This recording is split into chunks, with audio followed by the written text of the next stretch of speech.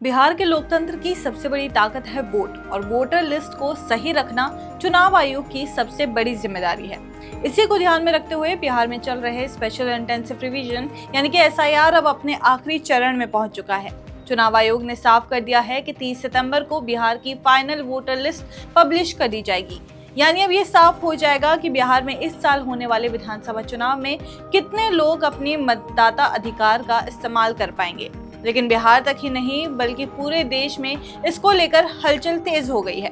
नमस्कार, आदाब, आप देख रहे हैं द हिंदी टॉप और मैं हूं आपके साथ सामिया खान। चुनाव आयोग ने सभी राज्यों के मुख्य चुनाव अधिकारियों यानी कि सीईओ को आदेश दिया है कि 30 सितंबर तक अपने राज्यों में एसआईआर से जुड़े सारे काम पूरे कर लें। इसमें खास तौर पर यह जरूरी है कि अंतिम बार हुआ एसआईआर और मौजूदा वोटर लिस्ट को आपस में मिलाकर देख लिया जाए ताकि कोई भी नाम गलती से छूट ना जाए या गलत तरीके से जुड़ ना जाए। अब बड़ा सवाल यह है कि पूरे देश में एसआईआर कब से शुरू होगा। आयोग ने अभी इसकी आधिकारिक घोषणा नहीं की है, लेकिन सूत्रों का कहना है कि अक्टूबर के पहले या दूसरे हफ्ते में इसकी तारीख घोषित की जा सकती है।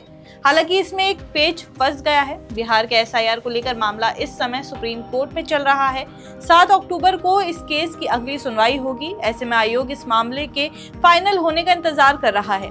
अगर हम थोड़ा पीछे देखें तो ये बात और भी दिलचस्प हो जाती है। देश के ज्यादातर राज्यों में अंतिम एसआईआर 2002 से 2004 के बीच हुआ था, यानी पिछले करीब 20 सालों से देश के बड़े हिस्से में ये काम नहीं हुआ है। ऐसे में जब अब ये प्रक्रिया फिर से शुरू हो रही है तो इसमें गड़बड़ियों की संभावना भी है और सुधार की उम्मीद भी है। बिहार में इसकी अहमियत इसलिए और भी बढ़ जाती है क्योंकि इस साल वहाँ विधानसभा चुनाव होने हैं। सवाल ये भी है कि क्या चुनाव आयोग इस बार वोटर लिस्ट को लेकर सभी विवादों और शिकायतों को सुलझा पाएगा। बिहार में विपक्ष और कई संगठन पहले ही कह चुके हैं कि बड़ी संख्या में लोगों के नाम वोटर लिस्ट से हटाए जा रहे हैं। वहीं सत्ता पक्ष इसे पारदर्शी और साफ प्रक्रिया बता रहा है। यही वजह है कि ये मुद्दा अदालत तक पहुंच गया है और अब सुप्रीम कोर्ट ही तय करेगा कि बिहार में एसआईआर किस तरह लागू होगा। दिलचस्प बात यह भी है कि चुनाव आयोग ने बाकी राज्यों को भी अलर्ट कर दिया है, चाहे असम हो, केरल हो, पुडुचेरी हो, तमिलनाडु हो या फिर बंगाल हो। यहाँ पर चुनाव 2026 में होने हैं, लेकिन अभी से एसआईआर की तैयारी शुरू कर दी गई है। मतलब साफ है कि बिहार के साथ साथ पूरे देश में मतदाता सूची को लेकर बड़ी हलचल आने वाले समय में देखने को मिलेगी। बिहार के चुनावी मौसम में इस एसआईआर का असर और भी गहरा है। जब सीटों की गणना और वोट शेयर का हिसाब किताब हो रहा हो, तब ये फाइनल वोटर लिस्ट ये तय कर देगी कि किसके पास कितनी ताकत है। यही वजह है कि राजनीतिक दल इसे प्रक्रिया पर लगातार नजर बनाए रखे हुए हैं। एनडीए हो या विपक्ष हो, सभी जानते हैं कि वोटर लिस्ट में छोटी सी गड़बड़ी भी चुनावी नतीजे बदल सकती है। अब बात करें 30 सितंबर की।